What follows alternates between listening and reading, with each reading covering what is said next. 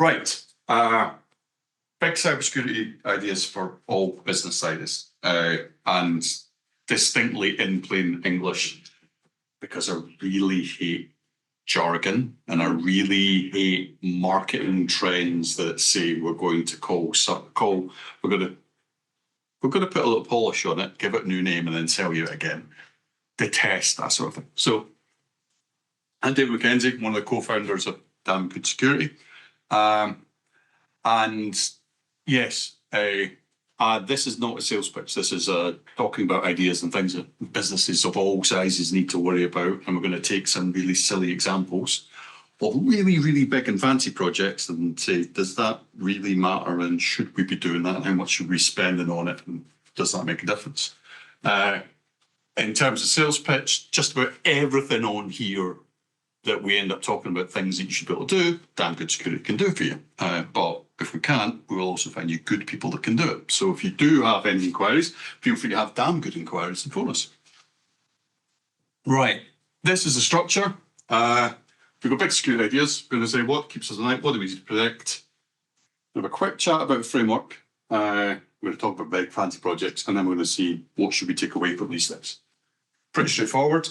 So what keeps us up at night? Anyone in the room, what do they worry about cybersecurity? Any other personal stuff? See me later. We'll need to talk about. But what does keep us up at night? So I used to run security managed services. So things that kept me up at night were, well, my customers being hacked. That seemed a reasonable thing to worry about. But then I also worried about my own company being hacked, because if my security company gets popped, well, that's pretty much, if you're a small security company, that's the death knell for your company, because all of a sudden you can't be trusted with big people because you can't look after yourself. Suddenly you start losing your customers because we work in a trust game. So I used to worry about that. Be onboarding new employees. Are those employees good? All of that stuff. So for me, my crown jewels in my organisation was actually trust, my customers' trust, that I was actually able to deliver what I was going to be able to say. For other companies, we have different worries. So I quite often talk about, if you're talking about a generic company, a company that makes plastic palm trees, little plastic palm trees. So what does that company worry about? Well, they've got a whole bunch of OT that makes the machines go. So they worry that those machines are going to stop because then they cannot make plastic palm trees. And they'll probably worry about HR stuff because they don't want to leak all their customer data. They don't want to leak what we call their employee data. So there's a whole bunch of other crown jewels that they should worry about. And so every business is different. We all have slightly different worries. We can have really massively different budgets. When I was running cyber defense for National Gas, you didn't sweat millions necessarily. Whereas when I was running like a startup cybersecurity firm, you were sweating about like 100 quid. So those are massively different budgets, but we still actually all have like roughly the same worries. We all have different tasks. So everything's Snowflake. We're all completely different. And if you ever ask me as a cybersecurity provider, yes, customer, of course you're a Snowflake, except if I'm running as an MSSP, I can't treat everybody as a Snowflake because that's not scalable. And when you're running an MSSP, the way you run your business is to try and make all your customers as scalable as possible. So yes, you're completely unique, apart from the fact you've got all exactly the same things as that customer and that customer and that customer, because that's the only way I can run my business. So we're all snowflakes, but we're not really. The biggest thing in cybersecurity, and the thing that I see lots of people falling into the trap of, is immediately running around and trying to secure everything. And at that point, you're emptying the ocean with a teaspoon, or you're just burning money for the sake of burning money, but you're feeling better about it because you're doing something. It's like, no. You need to figure out what you need to protect. So my plastic palm trees company, the thing that's the most important thing in the company, the thing that I cannot do without, is the machines that make the plastic palm trees. That's the most important thing in the business. So everything else is completely unsilly. Do you need email to make plastic palm trees? No. So if email burns to the ground, as long as I'm protecting the OT equipment, controlling the machines that are stamping plastic into palm trees, then fine. You do have the concept of things like blast radius, where you sit there and go, right, okay, well, how long if the email goes before I can stop making plastic palm trees? So you go, right, okay, well, if I don't get email, then it's going to be contacting suppliers, it's going to be difficult. I can still pick up the phone. And I might not get new orders, but again, there's the phone, the website, and this is probably not dropping things into an email inbox. And if it is, we can do something about that. So you'd have to figure out what it is that's the most important thing to protect and start there. If you try and protect all of your, I mean, we could go and buy, hey, our plastic palm trees company is using Office 365. Let's go and get E5 for everyone because that will super protect our organization. You're not wrong, but it will cost you an awful lot of money and it will not make plastic palm trees. It is not a feature of any of the levels of Microsoft 365 cybersecurity protections that allow you to make plastic palm trees. It's understanding what your critical stuff is all about. So you need to understand for the business, if you're in some sort of regulatory environment, then you need to be really careful for the law, your regulator. Working in regulated industries is interesting. The budgets change, how you get money, how you procure things, all of these things change from what a normal business has to deal with. And making sure that your cybersecurity strategy also reflects those things, because the odds are, if you're in a regulated industry, the regulators are going to audit you, whether it be 6 months, annually, every couple of years, you're going to get them. And if you set yourself up badly, the act of being audited will cost hundreds of thousands of pounds a year. He says, from harsh experience. The fact is that you spend a whole chunk of the money the regulator gave you to do something to actually prove that you're doing it right. It's governance, but if you set things up a bit better, then you wouldn't necessarily have to spend all the money. It wouldn't be such a pain. But these things evolve over time, and so we do need to worry about law. Reputationally, sometimes the reputation of a business is massively important. Sometimes it's not. People still buy SolarWinds, even though SolarWinds got popped and ended up having a massive breach. Microsoft got popped. M365, the actual executives of M365, executive emails were being read in M3 by Russians in M365. So you can take a fair dent in reputation, whereas if you're running a small organization, maybe your reputation is the only thing that's keeping you afloat. We said earlier, like an MSSP, when you're a small MSSP, if there's a hint that you cannot be trusted to deliver the services you're going to be doing, then nobody buys you. And at that point, your business goes under really quickly. If you're a bigger MSSP, you can lose complete control of your Twitter account and not put MFA on it and have people random out spanning out crypto stuff. And everybody just goes, silly old them. So depends on your size, but reputation can really matter. If you're a big company, if you get popped, even if you handle it really, really badly, your stock price takes a dip for 6 months and it's stronger than ever 6 months later. It's slightly depressing, but that's kind of what it is. So we need to work on identifying what needs to be protected. And if we start with business critical processes, don't start with tech, don't start with people, don't start with anything around those lines. What you want to sit there and do is, what does the business do? It makes plastic palm trees, which means that machine has to run and that machine has to run.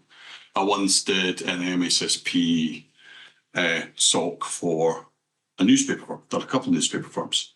The only thing a newspaper firm cares about is that certain machines are alive at 2 o'clock in the morning, so the press is run. That's it. You can burn the rest of the buildings to the ground and they do not care. The only thing that matters to that board and the senior management is that the crappy XP machine that like fluffs the paper as it goes through, and the other like Windows 7 machine that makes things go up and down, those things have to be alive at 2 o'clock in the morning without fail. Everything else. So you would actually sit there and go, well, actually, you know what? You actually build all your incident response processes around these things have to be alive at 2 o'clock in the morning. Otherwise, it's a major, major event and we have a massive problem. So you start with those business critical processes and then you do the blast radius. So I like to do blast radius in reverse. So you already now know where your business critical processes are. So when something else explodes, how big is that blast? How much is it going to affect? And where does that blast radius touch my critical things? So if Jeannie is sitting in the back office processing orders and her machine gets a virus and starts doing horrible things, how long before it hits something that matters? Now, it could be that's super business critical, so it's immediate, but actually for most organizations, most of your enterprise could probably burn and the rest of the company will probably still keep moving along. If you're in manufacturing, something along those lines, the company will keep moving along. And so what you want to do is then build your protections around that blast radius, that reverse blast radius. Like, okay, I'm super secure over here, but if something blows up over here, I know. So for example, when we were building the defences like national gas, the big question was how long before gas stops flowing? Because the only thing that matters to national gas, it's a critical national infrastructure, is to make gas get from one bit of the country to another. So when you are looking at your risks and you're looking at your critical systems, everything is if that's not there, how long before gas stops flowing? And the answer to fixing the right, okay, well, that will be 3 days before gas stops flowing. Like, great. Do I put a ton of cyber protections on it, or do I have another copy of it over there? Because the problem isn't necessarily always going to be solved with technology, processes, backups, recovery, resilience, that sort of thing. If you put all these things around it, it's not necessarily throw a firewall on it, or let's put another EDR on it, or let's do X, Y, and Z. You have to look at it from, right, okay, the function is this. Okay, the function is very closely tied to an asset, great. But can I do it with another asset? Can I do it from another site? And building those processes, because that's far cheaper than buying bit of security control over and over and over and over again, all these bits of tech. What you want to do is make sure that never, ever happens. Right, so blast radius, massively important and really, really useful in terms of figuring out what you need to protect. You do not need to protect the entire organization. Small businesses at the start of their cybersecurity journey cannot just go, we're going to be super cyber secure now. Doesn't work that way. And even when you're trying to figure out in a really big organization if what you're doing is effective, start with I know what my critical processes are and how they work. I know my business. And then I can sit there and go, right, okay, if various things get hacked, explode, are made to go away, how long before effect happens? And what can I do? Is there choke points where I can stop things? Is there resilience factors we can add in to make sure these things happen? Because if you can add a whole bunch of resilience in there, then, okay, so you've got PC needs to be there, and that PC costs me $2,000. It's a nice PC. Play games on. Right, okay, to protect it, what I need to do is put a next-gen firewall around it and a whole bunch of extra subnets, etc., so that nobody can get to it. Great. Now I'm going to go and spend $50,000 to protect the $2,000 PC. Or I can buy another $2,000 PC and stick it in the cupboard. Update it every month, every couple of months, job's a good one. So you can actually sit and say, you know what, the answer isn't always going to be a cybersecurity tool, a new silver bullet to buy. The answer is going to be in people and processes. Tech is that last little enabler. So always look at it that way. Right. Quick bit on framework. We talked about every company's different. Frameworks allow us to take snowflakes and turn them into repeatable, measurable, scalable projects. So no matter what type of business you have, if you apply an acknowledged cybersecurity framework to it, you'll find that things land into nice buckets that you can then measure. And when you can measure, you can actually then say, hey, this was a success or not. We are spending our money correctly. And I need more, but see how successful we were there because we moved from a 1 to a 5 over there. Great. Now we want to go and do that for this bit here because the risk here is going to be 100 grand, potentially 100 grand every year. Can I go and spend 50 to fix it? Yes, yes, you can, the board say, hopefully. So, NIST. Now, this is NIST 1, not NIST 2. NIST 2 came out this month. NIST 2 has a yellow box, a yellow circle in it that says govern. Not government, governance, that actually see somebody randomly, hey, so right now, the entire cybersecurity world is awash with people writing loads of articles on how this cybersecurity framework 2.0 is going to save us all. It's clickbait, it's nonsense, it's really good, it's a nice update. Governance is massively important, it should be in there, the whole bunch of extra supply chain. Protect gets a whole bunch of new stuff on authentication, which bolsters that because identity is the most important thing anyway. So authentication is reasonably important. But this is straight from their page. The American government said, we need to fix cybersecurity, go fix it. And NIST came up with this. And it works, it's really easy and straightforward. Tries to make everything so we all talk the same language, because we do like acronyms. The adaptable to different sectors and stuff. If you go to NIST, you can go in there and say, I'm in the petroleum industry, and there's an extra subset of, well, this is what these are the characteristics that allow you to create a program based on NIST that allows you to do this. As you say, well, actually, that's dead handy. And there's dozens of them that you can sit and say, you know what, I'm roughly in that sector, which means somebody's already done a lot of the work to actually translate some of the concepts of this into something that makes sense for my industry. 2.0 was literally released this month, the end of this month. So everyone's super excited.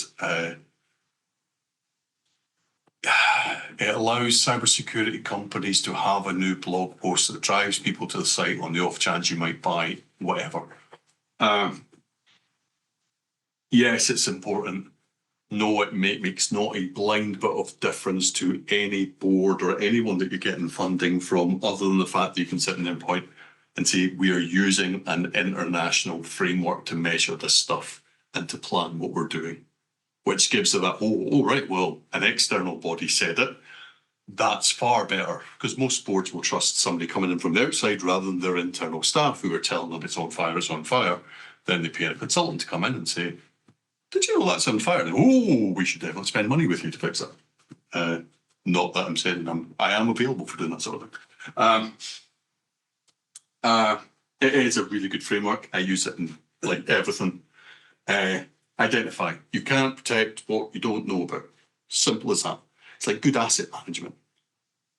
It seems like pretty straightforward. Protect its controls. It's firewalls, it's EDRs, it's every shiny silver bullet that anybody will ever sell you. But it's also processes and things like that. So figuring exactly how you're going to protect something.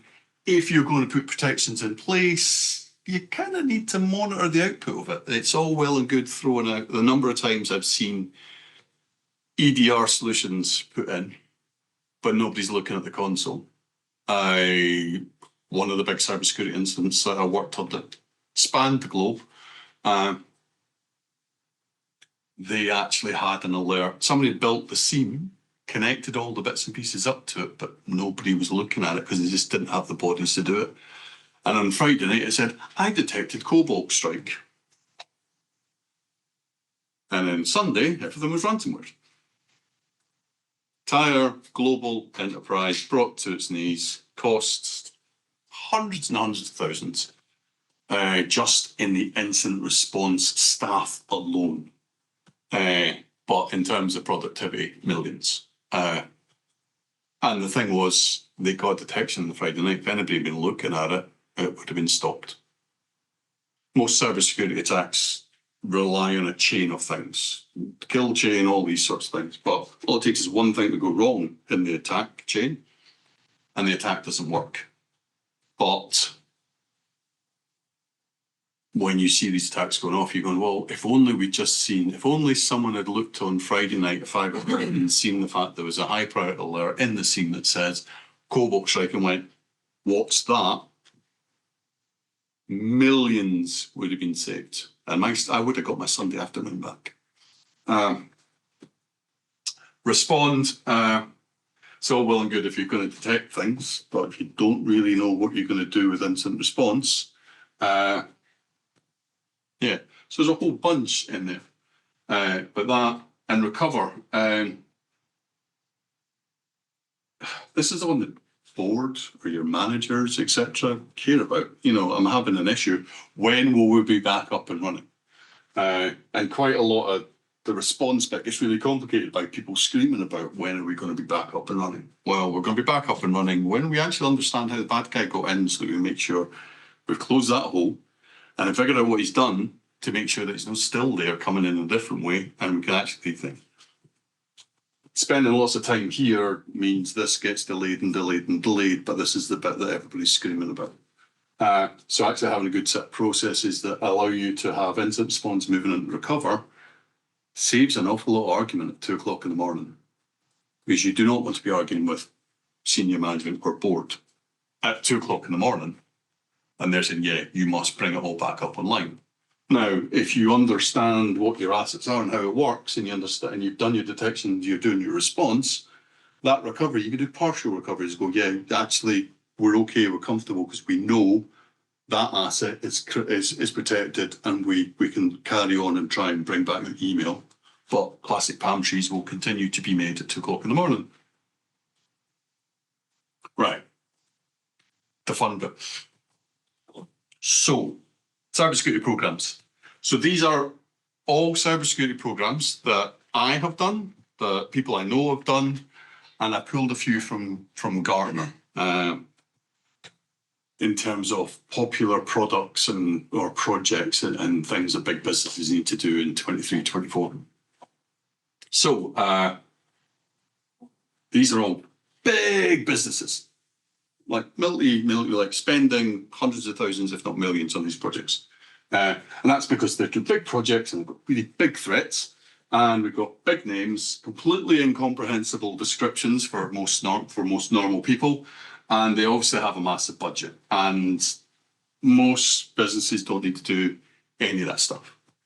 But if we actually look at what the projects are, they always boil down to stuff that's in our framework and stuff that we've already talked about.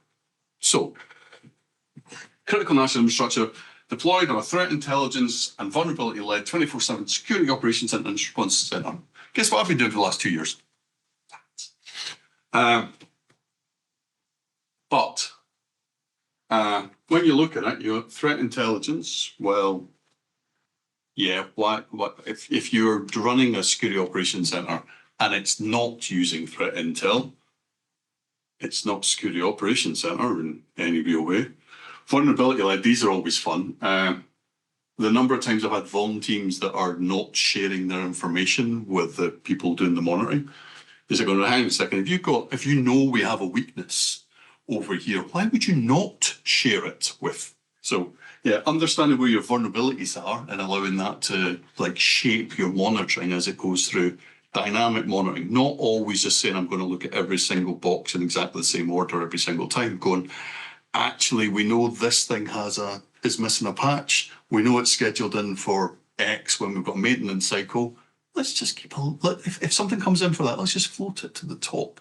Because the sooner you can get to an alert in a SOC, the sooner you can confirm that it is good, bad, and then deal with it. So, yeah, the fact that, you know, we don't hide that we have vulnerabilities inside the organization from the people that are trying to protect the organization is genius.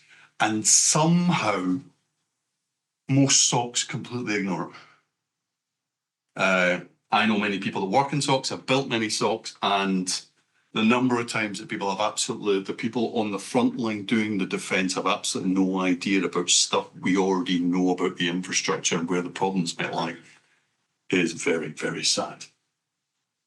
Yeah, in fact, quite often the SOC doesn't even know what the critical assets are because they've not been given access to all the risk information that we've already painfully gathered. We've already sat and we need all these defences, X, Y, and Z. Instead, just get a bunch of alerts. So they have no idea if Jenny in the office's PC versus Brian in the other office's PC, which one's more important?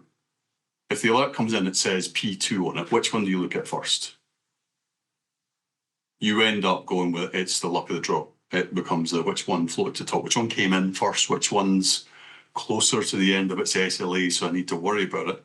Instead, you're saying, you know what? I don't care the fact that Brian's one is 10 minutes away from like failing its SLA, because that other one is a critical asset, has massively important stuff, has a ton of business critical processes depending on it. We should look at that one first because it's more important.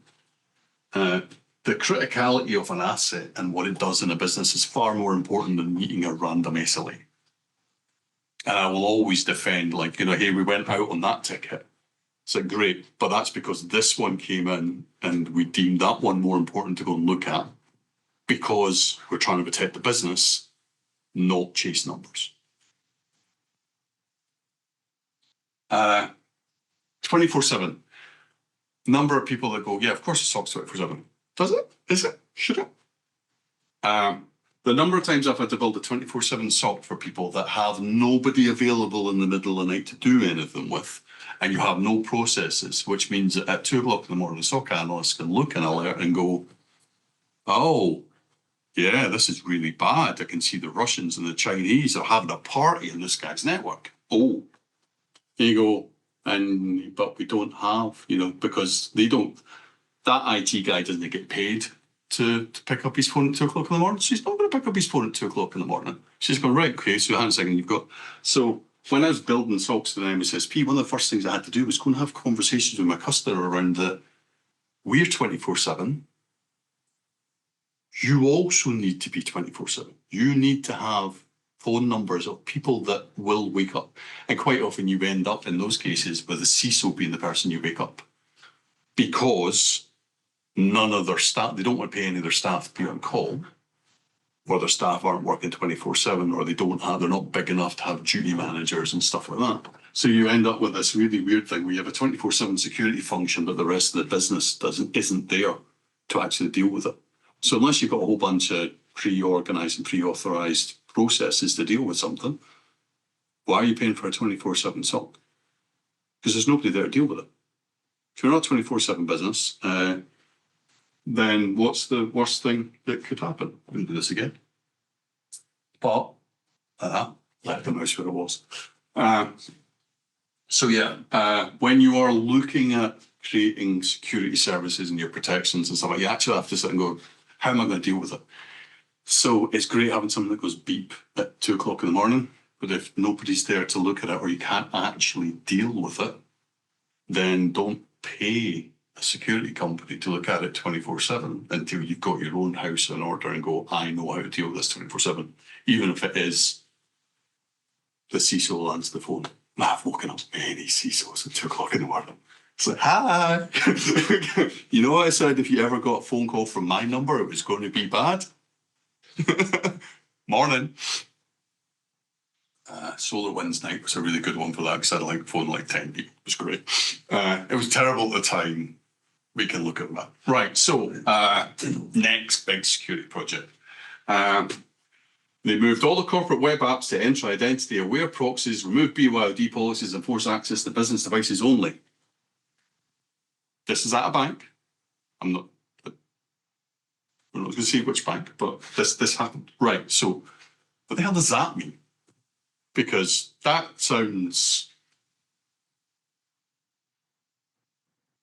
let's face it, to the non-technical people, your average manager, if you walked into any company and wandered into the office and said, hey, good news, we're going to do this, look at you blankly and go, is that an IT thing then? Yeah, sure. Right. So what actually ended up happening was the web came along and cloud came along. We started buying. We got Monday and we got, cloud version of all the stuff we used to do on-prem. So you had all these lovely servers that used to run applications. Now they're all in the cloud and we're buying it and we're consuming it. We're doing a subscription model. Welcome to the world now. And then suddenly you sit there and go, well, hang on a second, I don't have control over all that stuff that has now become a business critical process for me because I just moved all my HR into the cloud. It's not on-prem anymore. I can't wrap my arms around the server anymore. It's in the cloud. And it's been run by somebody else. I don't see any of the infrastructure logs. I don't see anything. What I get is a login screen and a page, if it goes wrong, that says, we're working hard on it. We'll get back to you as soon as we can. So all of a sudden you're saying, right, okay, I've got a big company with big important things. But all of a sudden they shove half my data and half their business processes into the cloud and suddenly realize that these things are massively open to attack.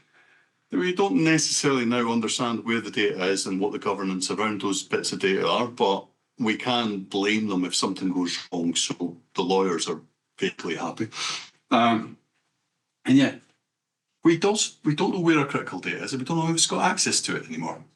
So when you're running a critical business with a whole bunch of a lot of data, these are things that you're not allowed to have. And yet, people at banks and lots of big businesses are finding themselves in this model because the web exploded and we had subscriptions and it was much easier to say, well, I don't want to run that internally. So, they mentioned BYOD, bring your own device. If you are running a highly secure organization, BYOD is the devil and you should not do it.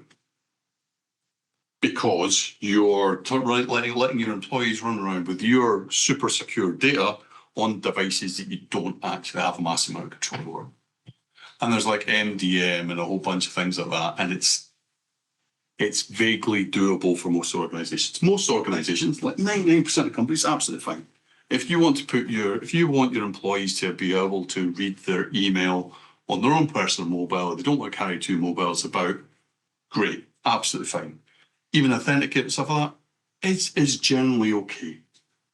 But if you're running a super secure organization, you cannot run that risk because at that point you're talking nation state actors and people that have resources that can do stuff to people's personal devices. LastPass got popped by the developer's own home network. So you're saying, oh yeah, he was accessing using his own devices company secrets. Now, the company secrets shouldn't be done like that and et cetera, but in the end, it was the fact that the attackers looked, I can't get to LastPass, but the developers are all working from home and because of a minor breach earlier, we've got some details. They're like, oh, look, there's a developer, they run Plex, oh, both go pop that, get onto the guy's home network and eventually manage to compromise the super secure organization, the company that makes a password manager that keeps a whole bunch of really secure passwords. But BYOD and home network and all these sorts of things. So if you are running a super secure organization, BYOD is possibly the devil. Small companies, in fact, anyone that's not in that super secure, needing to, you end up looking at it, you know what?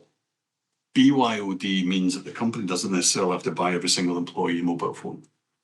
In fact, they don't have to buy every employee a laptop in some cases. Even banks will tell a lot of their contractors they don't give them machines anymore. Instead, they give them a remote desktop.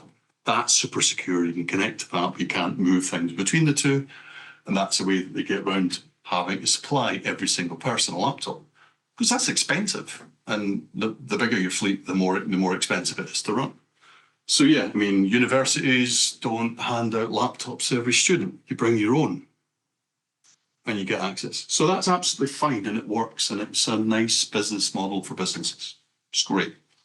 Super secure organizations, no, just don't do BYOD. It's just too much of a risk to the organization. Don't let them on your wireless network. Have a guest network, maybe, but yeah, you don't allow them on your corporate network because you need to be able to trust the devices that are accessed in that environment to such a degree that you cannot trust somebody's own personal device. Right, another big enterprise, or a big enterprise. They extended the role of identity and access management to improve cybersecurity outcomes. Great. It's like somebody got like a kind of like Scrabble board or like, you know, like Wordle thing. Just there's a bunch of cybersecurity terms. What the hell does that mean?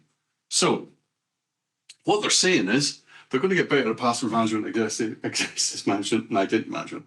4 eyes we'll get to in a minute. But essentially what they're saying is that, yeah, we're going to actually control what people can access. We're going to have a good joiners, movers, leavers program. We're going to know what our passwords are. We're going to recycle the ones that need to be cycled on service accounts. And if somebody doesn't need access to something, we won't give them access to something. And we'll make sure that people are not sharing identities and things like that. That's all that big project was.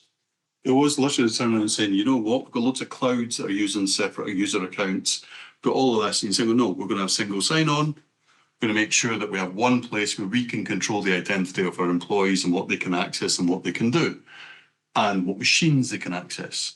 It's the same as, you know, you don't allow anybody in your just anybody in your company to wander into your HR database or your payroll database, because they shouldn't be there if they're not in payroll and HR. So, big project, but really the project is about turning around and understanding what their different employees need access to and making sure that's the only thing they can access. It's pretty straightforward. 4 eyes principle is about extending that stuff to turn around and say, if you have somebody that has to do a very critical business process, then it takes 2 people to do it. That tends to be how I build security teams. So if there's something you say, you know what, I can create a button that will turn the network off. It's actually pretty trivial. Done it several times. But should anybody just be able to push that button as they wander past? It's like people wander around like just tapping the button. What's that do? It's like network goes down. No, that's kind of daft. So you sit and go, well, only the right people can push that button. So the button doesn't appear unless you are in the incident response team or, you know, in the senior IT team. Brilliant. But again, what if one of those people are compromised? You turn and go, well, if this thing can do so much damage to the business by pushing it, maybe 2 people have to agree to push the button. So it's the golden eye, you know, like the keys to launch the nuclear missiles. The fact there's 2 keys and the key slots are too far apart for any one human being to be able to do it. 4 eyes principle is literally, if you take key processes, you turn around and say 2 people need to authorize it.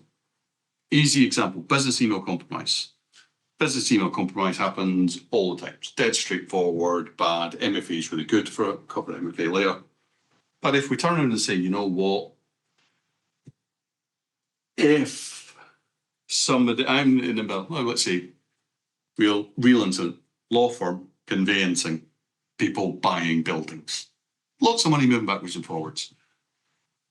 In the middle of just getting to the end, everybody's agreed, and it's going to be, it was about £850,000. £850,000, and somebody says, hey, by the way, just to let you know, client's saying that they need to change the bank account details, so you're going to transfer the money to here's in the bank account details. You will find that in every law firm, in every bank, there's a whole bunch of processes, none to do with cybersecurity, turn around and say, that happens, you go around and you ask the person in person. Or you make a phone call, which nowadays is no longer quite trusted in Teams video. That's out the window as well, it would appear. But the processes already exist. This isn't a cybersecurity thing, this is a risk thing. This is a risk of somebody saying, hey, I'm changing some critical detail, large amount of money is about to be transferred. Business email compromise mixed with COVID meant that everybody was working from home, couldn't go round, so they emailed the person and said, are you sure you want to change account details? Bad guy emails back saying, yes, please. £850,000 goes out the door. Person that transferred the money got fired because it didn't follow the process. And the person whose business email was actually compromised was off for like 3 months of stress. And when I got to interview them as part of the incident review that we were doing for that customer, I spent most of the interview actually telling them it wasn't his fault. He said, I hadn't done anything. He hadn't done anything wrong. Company hadn't put, the IT company that was the supplier hadn't put MFA on because it's hard. Nonsense. Not nowadays. And he'd actually phoned the help desk at one point and said, I think something's wrong with my email. And they went, nah, it's fine. Well, apart from the fact that, you know, he's logging in and he's also logging in from China at the same time. You know, the logs were actually there to say that it was there. It could have been stopped. That whole kill and incident is anywhere during the kind of kill chain. It was alerted. They knew about it, but nobody actually acted on it. And so 850K out the door, one person gets fired and another person goes off with stress for like 3 months. It sounded broken when I spoke to him. It was like one of the worst incidents I've ever dealt with. I wasn't even in the incident. I was just doing a review. But yeah, key processes should have protections as a processes protection. And if you do that, again, it's that whole breaking the kill chain. If it means 2 people have to be that you can't compromise the 2 people, then great. You're never going to be able to completely secure anything. I know that's bad for a cybersecurity vendor to say, but when you leave your house and you lock the front door, that doesn't mean nobody can break into your house. It means it's unlikely someone's going to break into your house because you've made it slightly harder and they're going to move on. But if they needed to break into your house, they kick down the door, throw a brick through the window. I mean, these things are still doable. It's just what's the effort and what's the noise that's going to happen. So ultimately what you're looking for in your cybersecurity is to make sure that you're not an attractive target, you're not an easy target. Things like 4 eyes principles for key processes mean that, you know, one person being compromised. Now, one person being compromised doesn't necessarily mean bad guy did a business email compromise. Could also mean that they're really, really not happy with their last performance review and they decide to go and steal money from the company. If it takes 2 people. This is why if you're working in a secure environment and you are doing shifts, you rotate shifts so the same people are not in the same shifts all the time because it removes the element of collusion. If you're always working with someone that if you're working with the same person for like 5 years in the same night shifts, you've got the same grumps, you can have such a bond that when somebody says, I'm going to see you steal 10 million from the company, that one's going to go, sure, let's go for it. Whereas if you're constantly rotating it, and that's why these sorts of things happen. These processes exist for a reason. The 4 eyes principle is a really good one that makes it really straightforward. If you have business critical processes that one person can do something with, you need to stop that because you've got single point of failure and you've got a key vulnerability. Right. Another big enterprise has deployed a continuous threat exposure management program. Woo! Sounds exciting. Everybody wants one of these, yeah? So it's vulnerability management. It did need a new name because we have sold it to you a few times now. So yeah, it's a continuous threat exposure management program. So threat exposure is vulnerability management. Continuous, yeah, it'd be nice if it was running all the time. Great. But yeah, it's vulnerability management. And vulnerability management is massively, massively important and really straightforward and easy. And at the same time, incredibly difficult. You need to identify assets. We've already kind of talked about the fact that we need to know what our assets are. Then you need to do something to look at those assets and understand what their exposures are. So you run a vuln scan. You have a tool that looks at it and says, you're missing a patch here, or you've got a ton of open ports there. Great, we can do that. You remediate it. Straightforward. I apply the patch. I close the port. I am feeling good about myself. The problem is, most people don't do that and they just run the scanner on the internal network and it finds stuff. Now, you might have 100,000 IP addresses in the internal network because you went a bit mental when you're building the network and thought, yeah, I'll do a tick and slash. So instead they scan. So your vuln scan immediately goes really, really long because it actually has to go and check every one of those 100,000 IP addresses to see if there's something on the other end. That takes a while. And then it will go through identifying the exposures. And then you suddenly realize that in the several hundred servers you've got, there's 42,000 vulnerabilities and things it's found. All the different severities that you don't quite understand with temporal keys on them. Nice. What one do you fix first? Well, if you haven't identified your assets, don't know your critical ones, you're stuffed. Do it alphabetically at that point. And you're kind of stuck and you're remediating. And remediating isn't always put the patch on. So if you're talking about an OT environment, you're talking about things you can't patch, or your maintenance cycle is you have 10 minutes in a year. If you're running a scan or having an output of something that gives you vulnerabilities and it turns around and says every month here's a new one, you're not getting to patch them. Remediation is not always about putting the patch on. It's about understanding what that machine does, how it interacts with everything else, and then turning around, you know what? I'm just going to encase it in concrete and disconnect the network from it. It can still do its job. Problem solved. So by putting a firewall around it, isolating things, or you can turn around and say, you know what?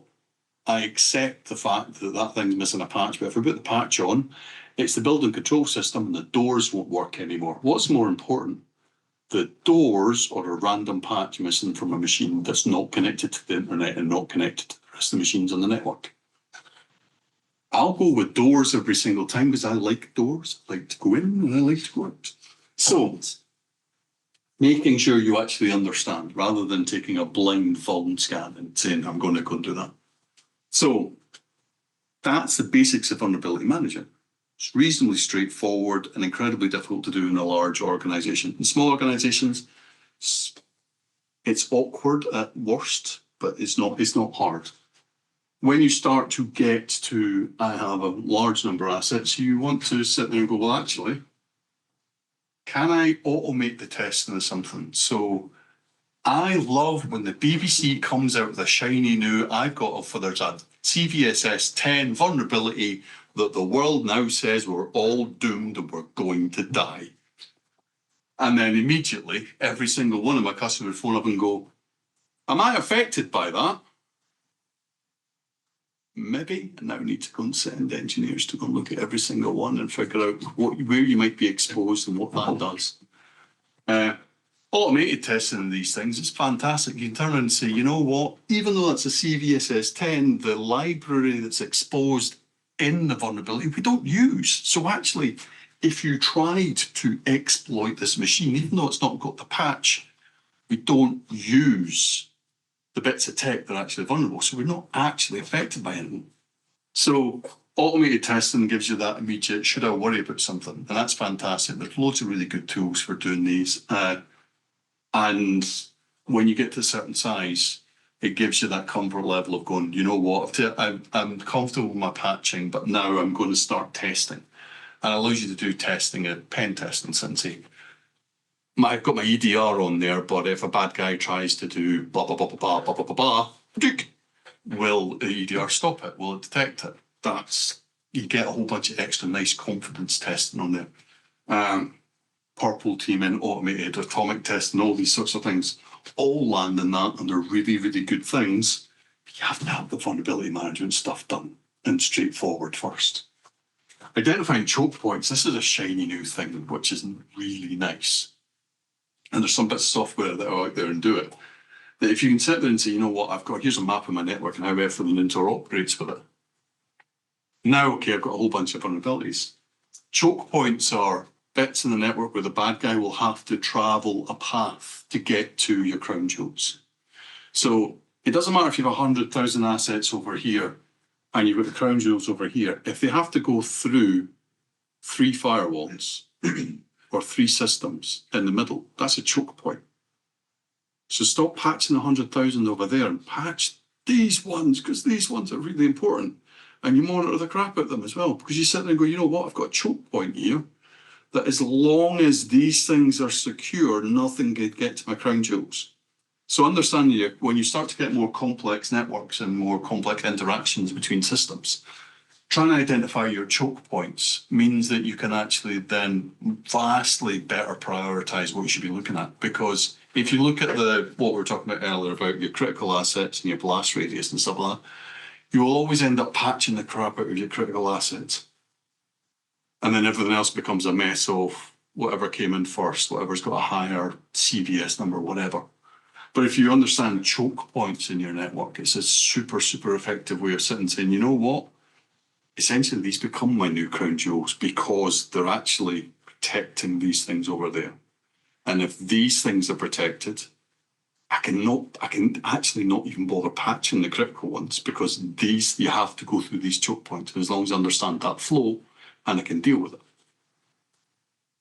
Documenting, if you have things, you have to have a risk register. Everybody has a health and safety register. If I trip and fall over that raggedy bit of carpet over there, then it's going to get written down in the register and everybody's going to be happy,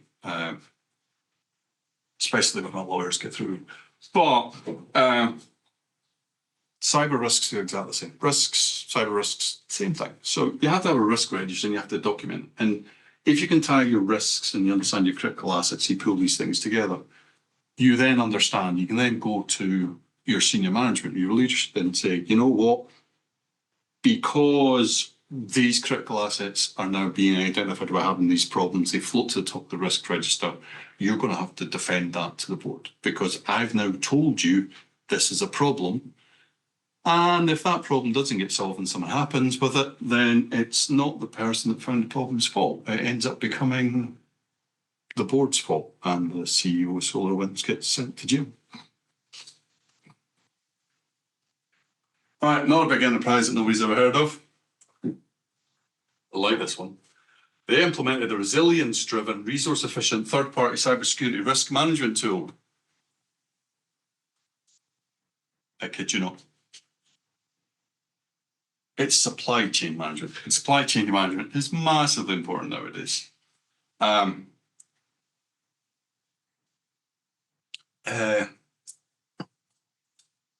Nobody's an island. Well, very few organizations are an island.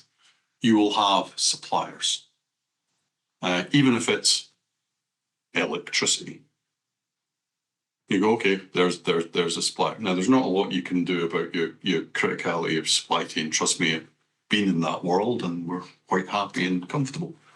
But you'll have other ones. Your plastic palm tree. I can't make plastic palm trees if my plastic doesn't arrive. But a lot of small businesses, the critical services end up being things like your IT, MSP. They are a critical supplier.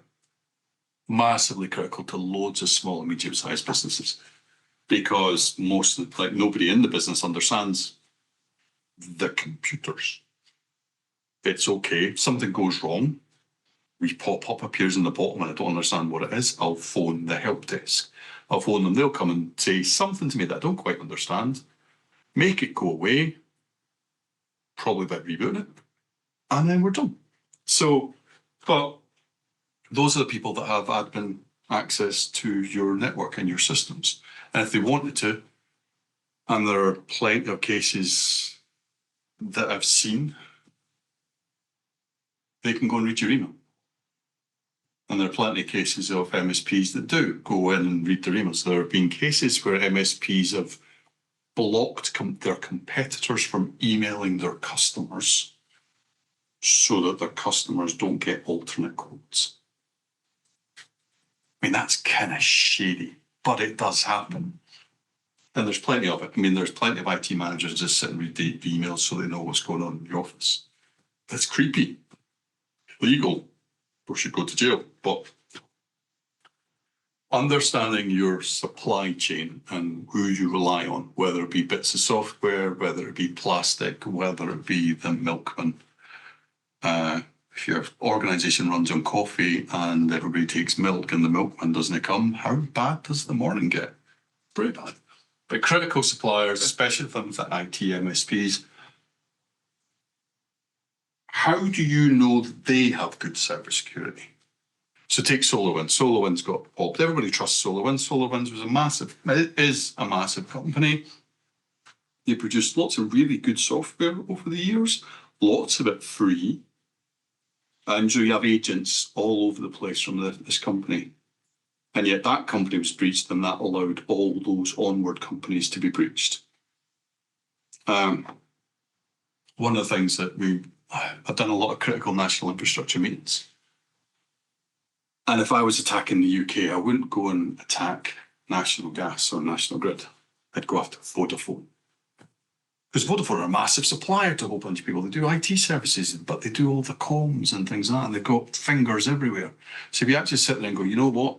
Don't necessarily go after the critical national infrastructure. Go to their key suppliers and go, you know what? I know they use a lot of Siemens kit. Then I'll go and pop Siemens. And then I've got access to loads of critical national infrastructure all over the world. So yeah, it's sometimes they don't come at you straight on. Think of Jurassic Park, guy in the raptor, clever girl. It is. They come at you sideways. And that's how bad guys work. And so, yeah, if you then look at that and go, well, hang on a second, who has access to my network? Who has access to my critical things? You probably already have business risk process that turns and say, if that supplier fails me, I've got an alternate supplier, because it's that important to me that plastic arrives so I can keep making plastic palm trees. We'll have a reserve in stock until the alternate supplier comes on.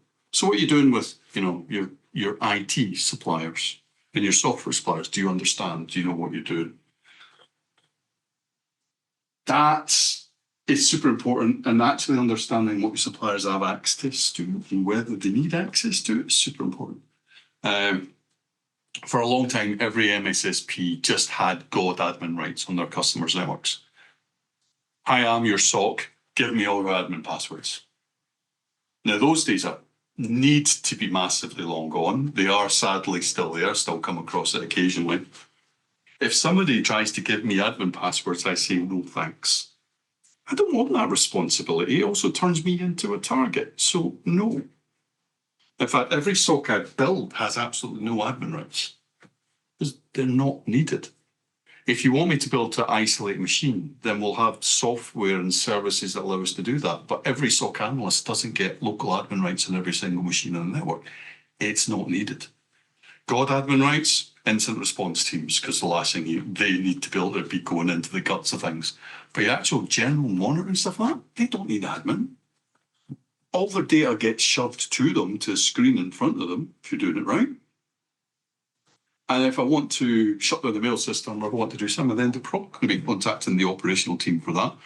Or we give them a button.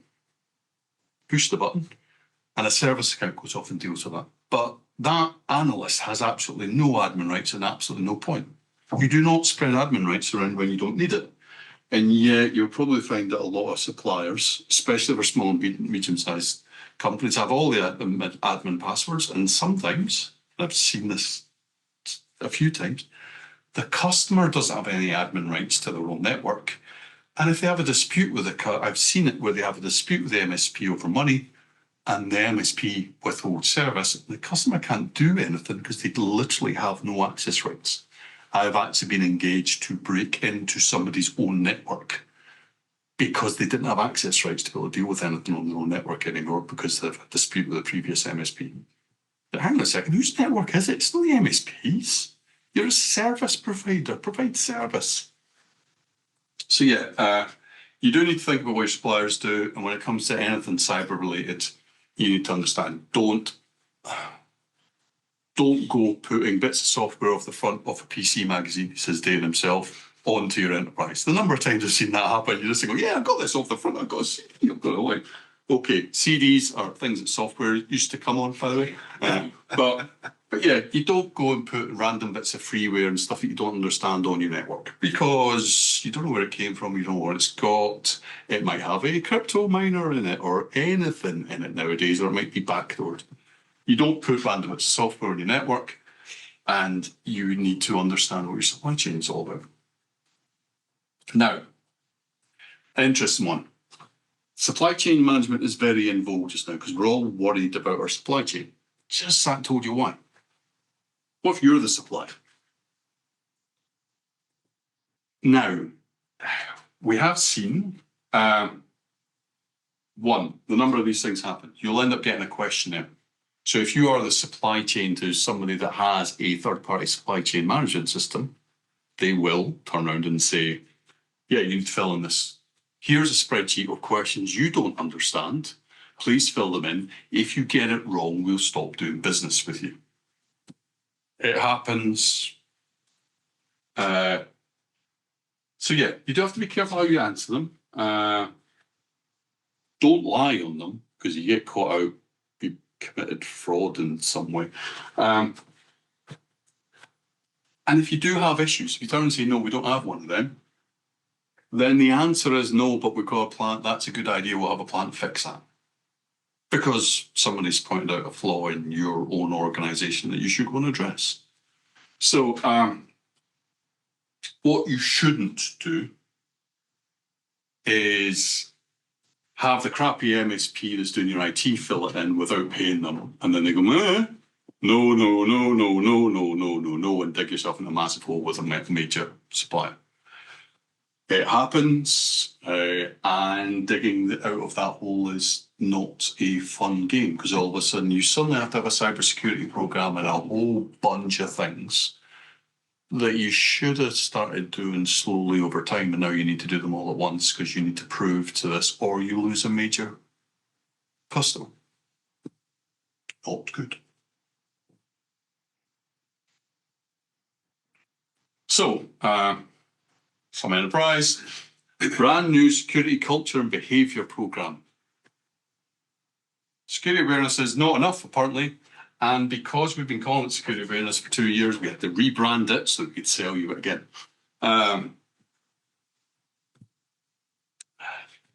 Security behaviour programs, security awareness programs, security culture programs, they're all the same thing. It's about educating your employees so that they are no longer a risk to themselves and to your organisation. So you can go and write all the policies you like in the world for your organisation. You can pay me to do it if you like. But if you write a whole bunch of policies and people don't know they exist, what's the point? I love a good ISO 27001 audit where somebody runs around right before the auditor comes around saying, remember, this is where we keep the policies, and we've got a policy for everything. It's in that cabinet over there. It's like, I thought that was a spare stationery cabinet. It's not a spare stationery cabinet. It's where we keep a paper copy of all our policies. I have been told that so many times sitting in an office and somebody goes, the auditor's coming round. The policies are over there. What policies? All of them. Okay. There's no point in having a policy people don't know what they are. You can write the best policy in the world. You can have the best incident response policy in the world. And if nobody knows where it is at 2 o'clock in the morning, what's the point? I did a tabletop exercise with a customer. I was involved. They had an external party doing the tabletop exercise, and I was there as part of the blue team and incident response team. Right, okay, it's 2 o'clock in the morning, and this has happened. They're like, right, okay. And they all went, and I was like, SharePoint's down. That's where your policies are. Does anybody have a paper copy? And I'm like, right, write that down. We need to have paper copies. Yes, you do. If you're going to have an incident response policy, you probably want a paper copy of it somewhere, because if you get ransomware, you cannot log into any of your machines. How do you get your policy to tell you how you're going to fix this? Or your plan? You're not going to. So having these sorts of things, so yeah, you must have an incident response plan, but you should also have a paper copy of it so that you know exactly what you need to do at 2 o'clock in the morning. And finding at 2 o'clock in the morning that nobody's got a current copy of it is not a fun game. So,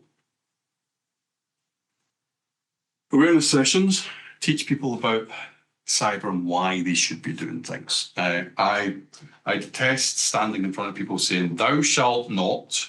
You're not allowed to leave your desk without locking the machine. And see if you do it again, you're going to get a post-it on your desk.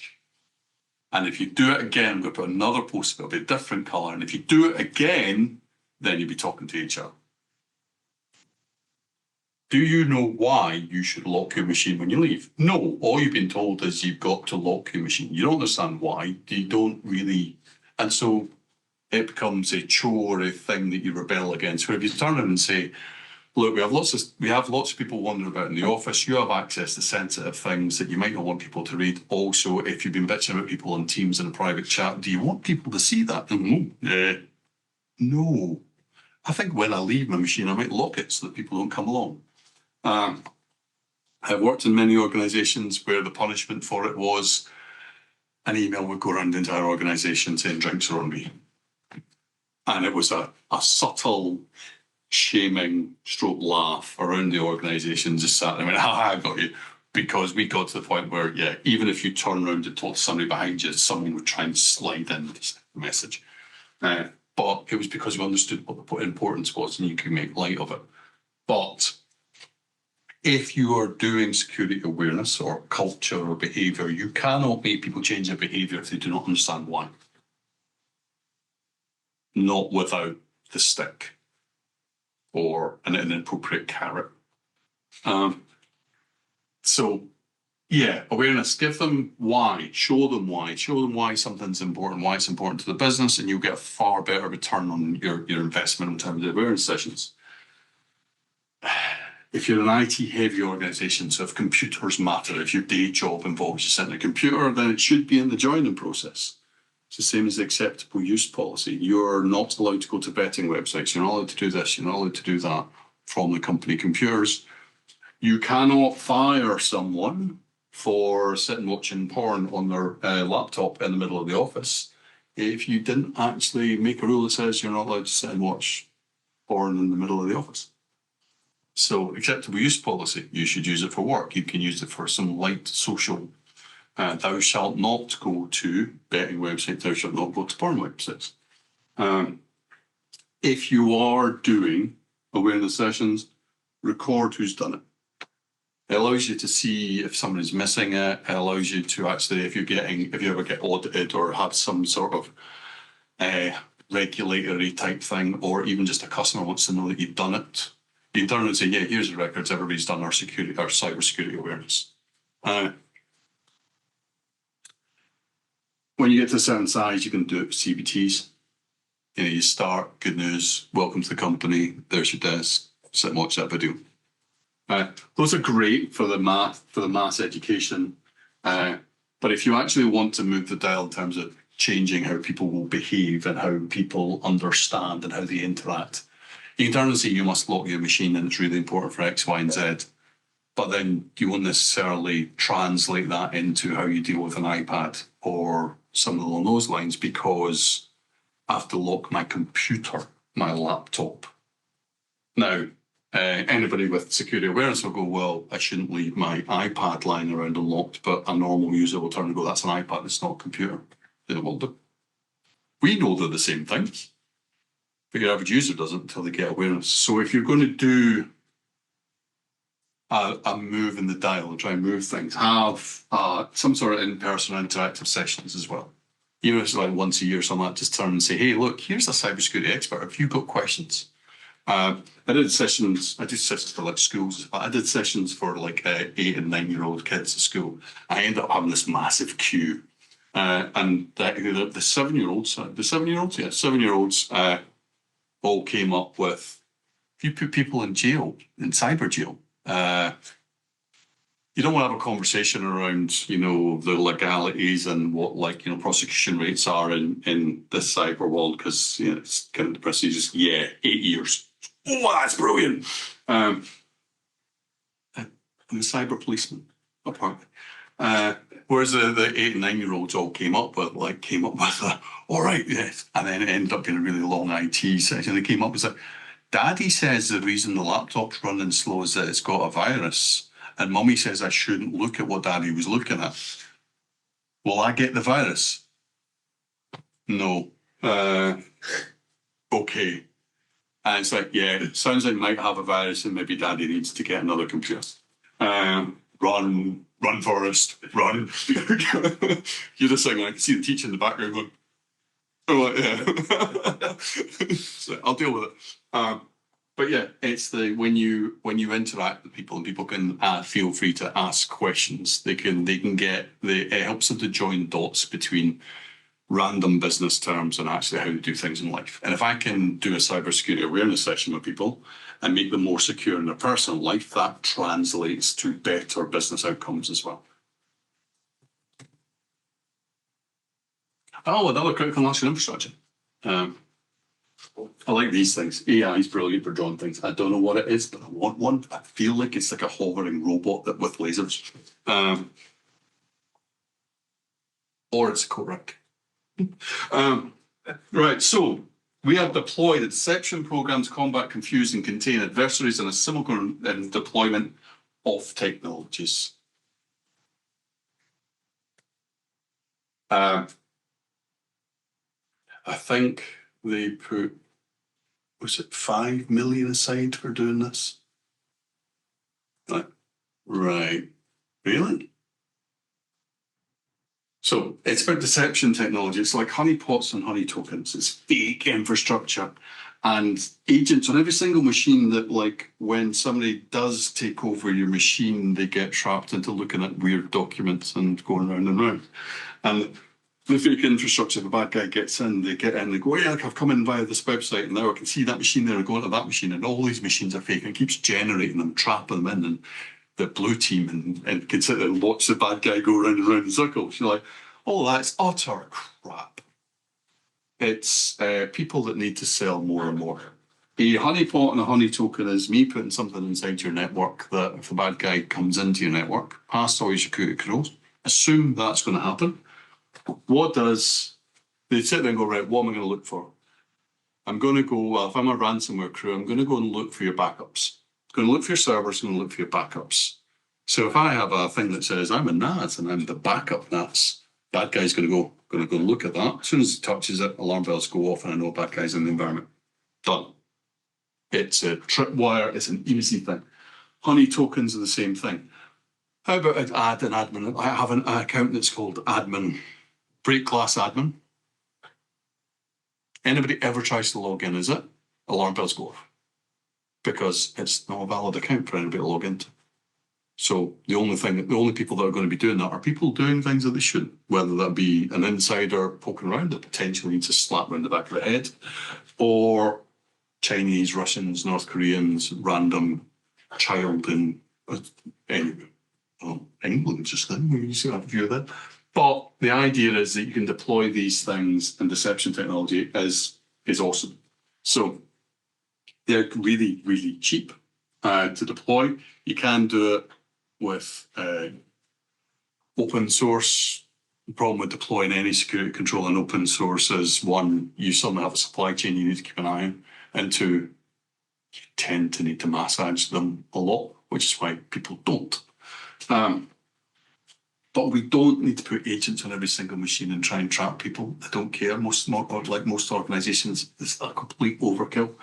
Instead, let's just put a couple of fake machines around that look really juicy.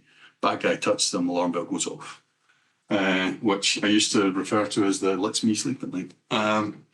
Because it became that thing where you sit and say, I am concerned if my security controls fail, or if a SOC analyst gets it wrong and says, no, that one's fine. As soon as the bad guys try and move around inside the network, there's a goodly chance they're going to wander into a honeypot, bing, bing, and you know the problem's there. It is such a good security control, and it's so easy to deploy that we do it as a service. Right, so there are many, many places that have way too many management, way too many senior IT people, way too many project managers, way too many of everything. And in the end, you go, does anybody here actually do anything? But when you do have a really busy organization where everybody wants to have a million times of governance, you do get really random projects come through. So implementing a robust change control program and moving to DevOps and infrastructure as code. That's absolutely fine. I mean, it's probably the least offensive one of these like terms that we've been using so far. But change control. If you work in IT, you hate change control. Any operational IT guy hates change control because it's the thing that gets in the way. It means you have to go and ask permission to do whatever. But It stops downtime because change control makes you go and think about things and makes the business aware of something that's going to be happening.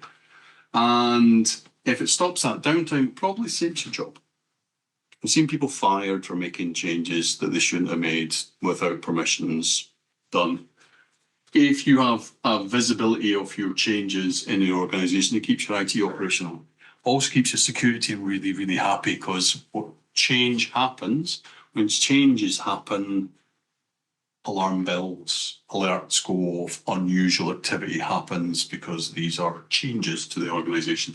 So actually knowing what's going on in the organisation is super important for a good security team because it stops them suddenly creating an incident at 2 o'clock in the morning and somebody says, yeah, I know I was patching that box.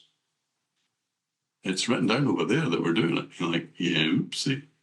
It's happened, does happen. When I used to teach change control to IT people, I was casting about for something that would make it memorable, and I had a banana with me.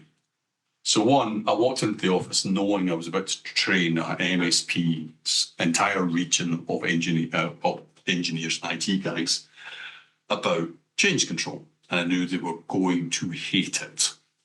So I brought a big box of donuts, and I had a banana with me for my own sake. I also ate way too many donuts, but banana makes it fine.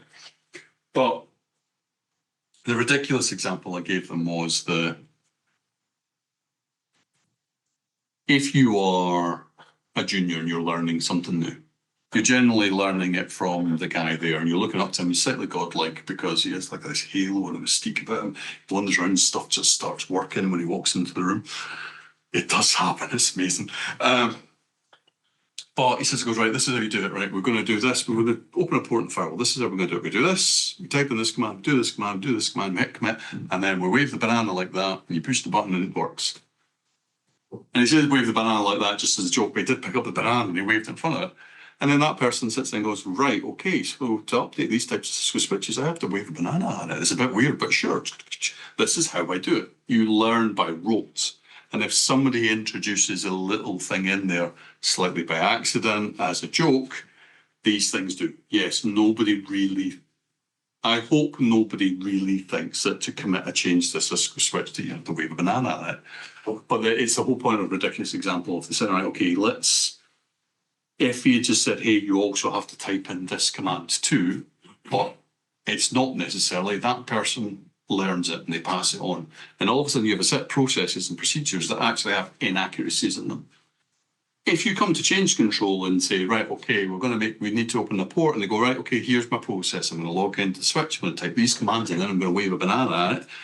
The change control board look at it and go, you're going to wave a banana at it. You have other IT experts who will look at your commands. You're going to be typing in and say, that one doesn't look quite right. Why are you doing that? It's because the way I've always done it. Actually, you don't need to do that. And you no longer have to bring a banana to work with you. You should bring a banana to work with you because it's good. You should take it mid-morning, keep potassium levels up. But yeah, change control, massively important, massively good for security, never mind just keeping things up. Thou shalt not push changes to prod on Friday afternoon. DevOps is pipelines. It's actually having control over when your developers are pushing things out, and allows the cybersecurity team to turn and say, you know what, can we slide in a little bit of vulnerability management, a little bit of checking of your code just before it goes out in line? DevOps is wonderful. If you have developers inside your organization, you should start moving towards DevOps because developers are lovely. Unleash them. Just make sure you use the tool chain.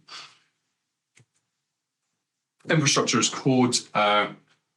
If you're building servers manually in the cloud, stop doing that and go and do it as code. You do not need a GUI. You should be doing, like, if you're doing proof of concept, fine, go play with something on a GUI. It's far faster, more efficient, and you will get repeatable results over and over again. And repeatable is incredibly good when it comes to scaling and in terms of understanding. If somebody builds a server manually, if they misclick a button, while they're hardening, they go through, I have to click these 42 checkboxes. You missed 2 of them because, you know, you were grabbing your banana. Then at that point, you go, right, okay, this is a problem. If you're doing it as code, the code can be verified, the code can be checked, and it can be repeated. And when you want to do instant response, you want to do that recovery piece. If you've got all your servers as infrastructure as code and your data is held in your data storage, and push the button, the server comes back, and it's fantastic. Building servers manually just shouldn't be done anymore, not if you're doing it properly. And if somebody is building servers manually, they should be upskilling. And certainly if I see a supplier that wanders into site to sit there and then go, right, I'm going to start building things manually, like, right, hang on, wait a minute. Why are you not doing this as code? I want the code to be sitting there in the documentation so that if I need to repeat this process, it takes me 5 seconds, not 5 hours. Tons of cost savings as well, especially if you go, you know what, I'm not going to use this machine for another 6 months, blow it away, stop keeping it, and you don't pay for the storage and et cetera, on the machine, because I can bring it back in 5 seconds. Fun. Introducing network segmentation to key assets, robust network ACLs, and monitoring for ransomware prevention. Don't have a flat network. Once you have infrastructure, if you have servers, if you have backup boxes, these things need to be in different network subnets. Otherwise, you are going to end up getting ransomware and it will spread straight across your network. If your workstations are sitting in the same subnet as your switches and your routers, your firewalls and your servers, at that point, when someone clicks on a phishing link, a lot of damage can be done. Whereas if there is no access from your general enterprise population into the servers and into the switches, it vastly limits the blast radius of what somebody can do by simply compromising a single device. Making sure you understand then those paths from that subnet into another one allows you to put proper monitoring in place, which means that you can actually understand your choke points. You can understand exactly what's going on. If somebody randomly in the back office starts to try and RDP into a server and the server VLAN, that's not usual. That person shouldn't be doing that. That's anomalous behavior. Anomalous behavior are the things we monitor for, because that means that somebody's doing something they shouldn't, essentially, or something that's unusual. It could be the fact the IT guy needed to do something RDP to the server from the desk he was at. That's great. I'd much rather have an alarm bell in that conversation than turn around and say, yeah, you probably shouldn't be doing that anyway. Right. Home stretch. Takeaways. You literally cannot do cybersecurity without knowing your organization. That's straightforward. You need to know your assets, including data. Data are assets. People are assets too, so know your people. Understand what your business actually needs to be able to run. That allows you to work out what your risks, and then you can go and act. You cannot start cybersecurity here without having done this bit. And this bit is, you kind of have this stuff anyway. You need to understand your business, otherwise you're buying things incorrectly. SOC, the 24/7 monitoring. If it goes beep, who's going to hear it? And before you can do any sort of monitoring, you need to have done that know thyself. You have to have the protect. So if we go back to the NIST stuff, identify, know thyself, protect. You have to have security controls. I had someone that tried to buy a SOC, but they didn't have EDR deployed to their workstations. I'm like, right, okay, you want me to protect all your workstations? Yes.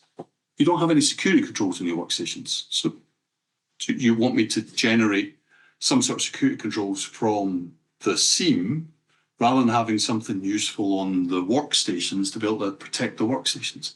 Yes, I could bring in the logs from every single workstation and start looking for people doing weird stuff, but it'd be far better to have something on the endpoint. Your security control should be as close to the user or the function as possible. And then the SIEM gathers the information from them, not trying to, you shouldn't try and use your SIEM or your SOC to replace the security control that's missing. So you need to have the protect bit done. And then you monitor what's appropriate, monitor your crown jewels, and then figure out all these pieces. Once you've done that, identify. don't try and suck every single log from every single thing in your organization into your SOC. It's not necessary, and the odds are you'll be paying through the nose for it. Figure out what you need to protect and work from that first. And have appropriate monitoring. If you don't need 24/7 because you don't want woken up at 24/7 or your office is off and the electricity's off, what are you monitoring?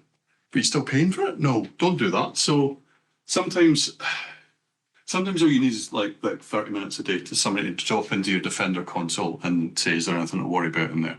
That's all you need as an organization. You don't need a SOC. What you need is an expert to look at someone and go, actually, we should worry about that, or yeah, these things are all fine. Done, dusted. That's it. That costs you like 10 grand a year. SOC will cost you 200 grand a year. What makes more sense for an organization? Respond and recover. These are processes. One, you need to have a phone number at phone. When it all goes horribly wrong or you've got a suspicion, have a number.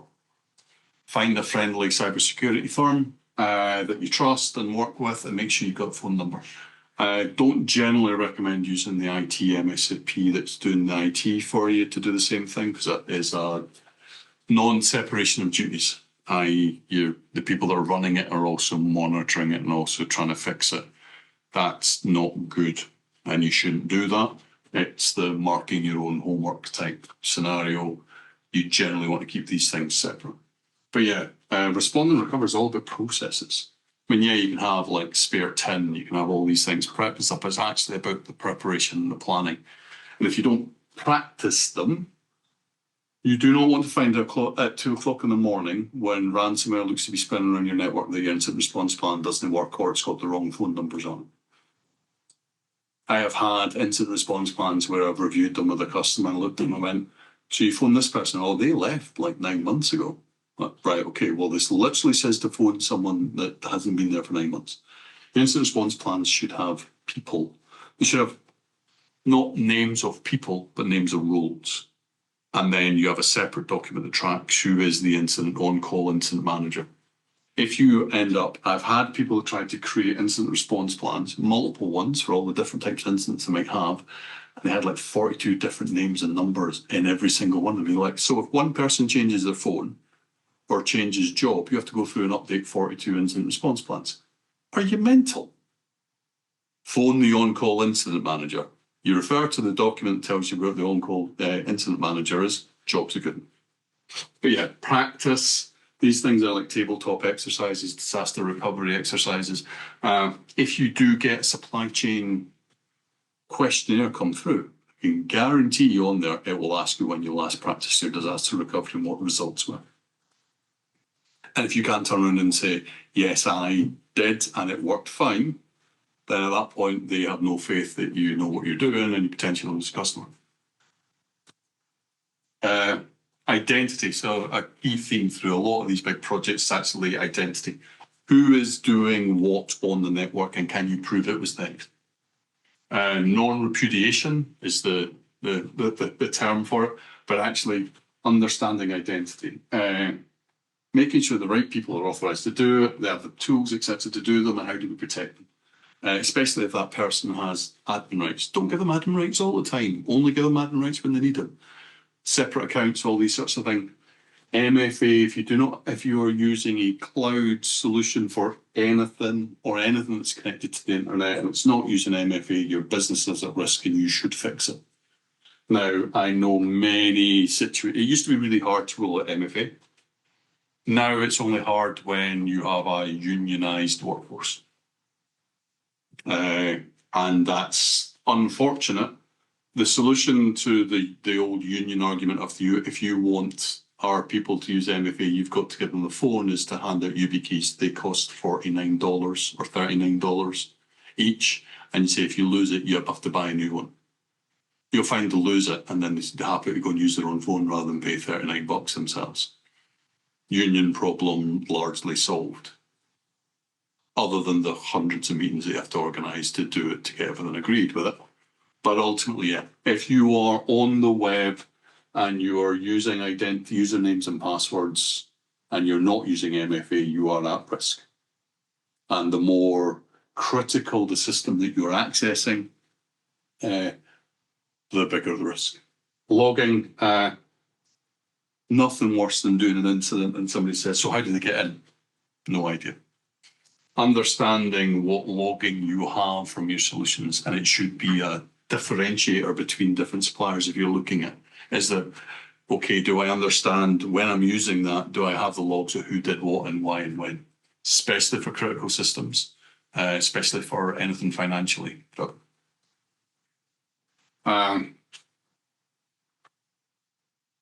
Don't allow security to get in the way of people doing business, because your security program will fail miserably. So have good cybersecurity processes, good identities, password controls, and all these sorts of things, but you have to make it usable for your users, otherwise it fails.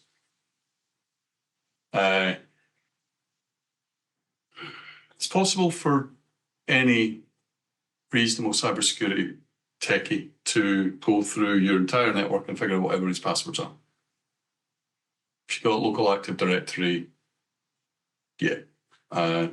You give me an admin password, an hour to do the bits, and then like a day later, I'll give you a report that tells you what the most common password used in your organization is, where the problems are, whether people are using the company name, whether they're using season names, all these sorts of things.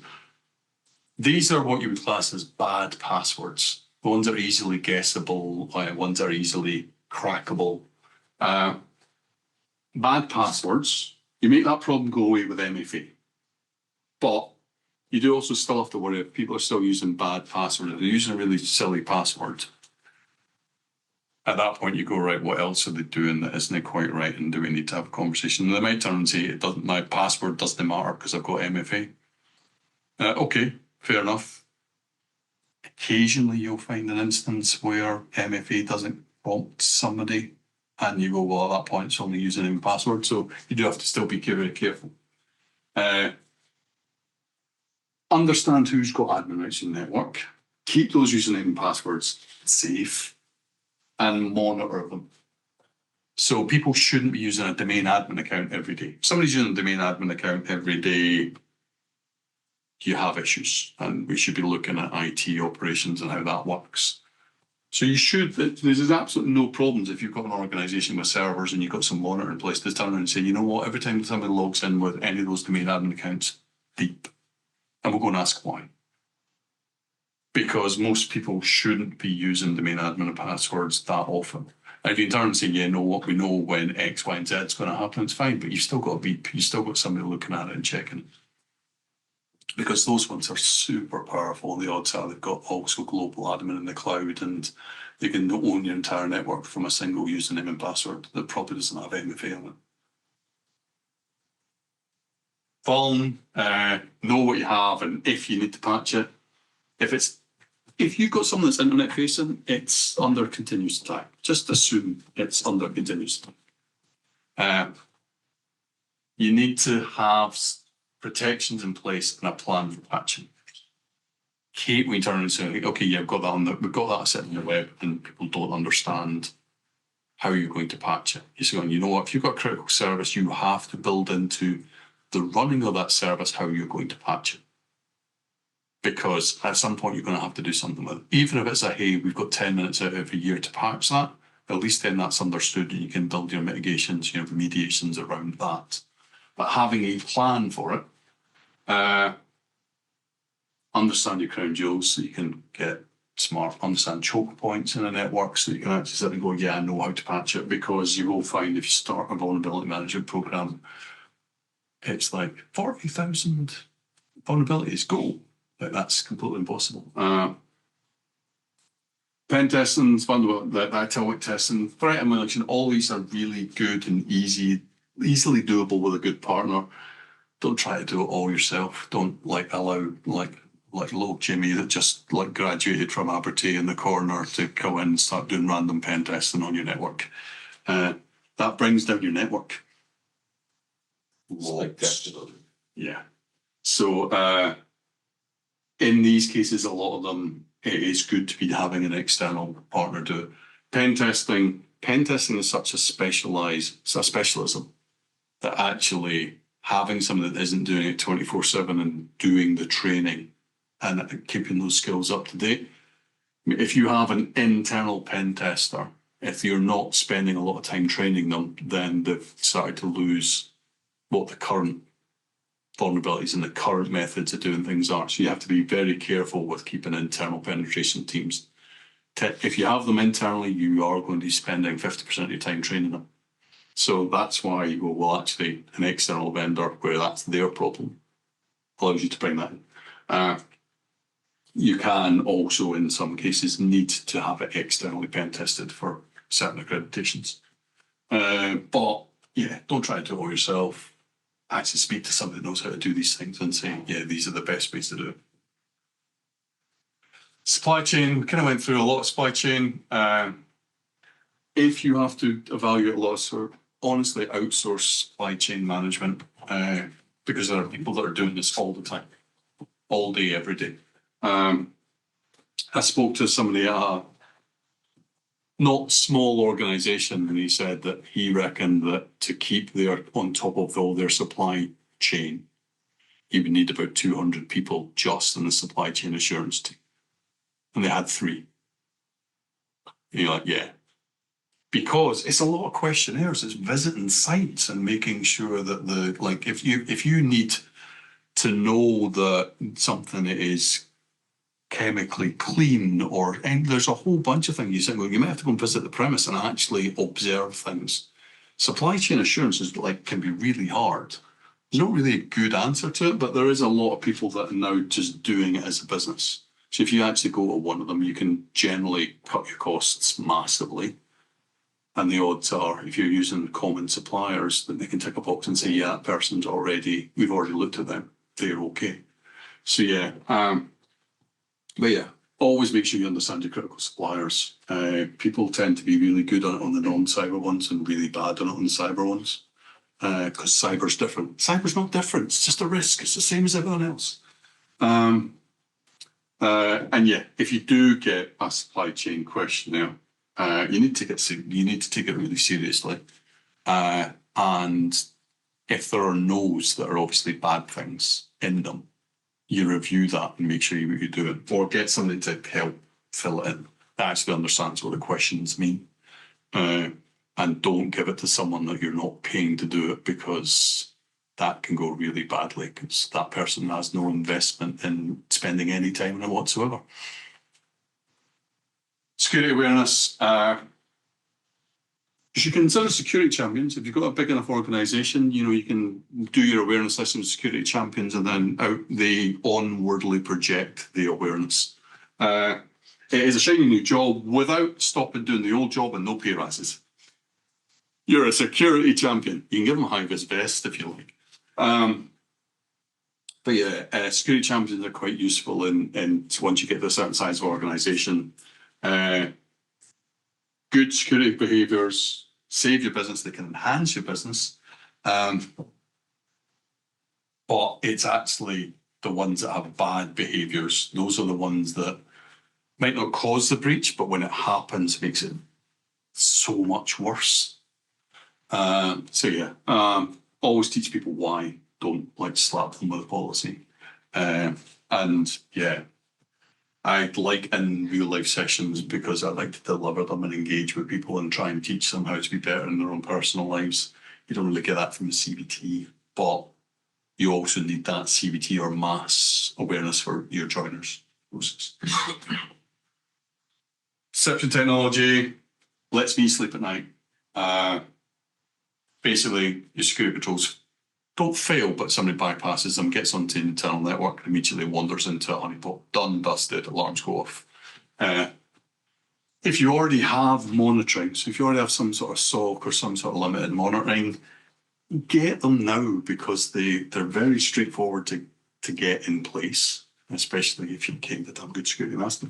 But there's such a good signal for a SOC or any sort of monitoring team, because they only go off when there's a problem.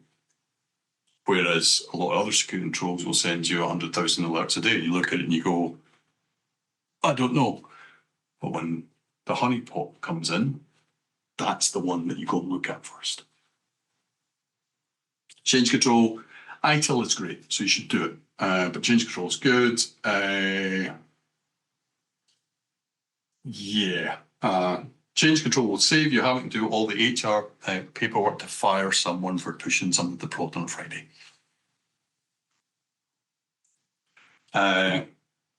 Yeah.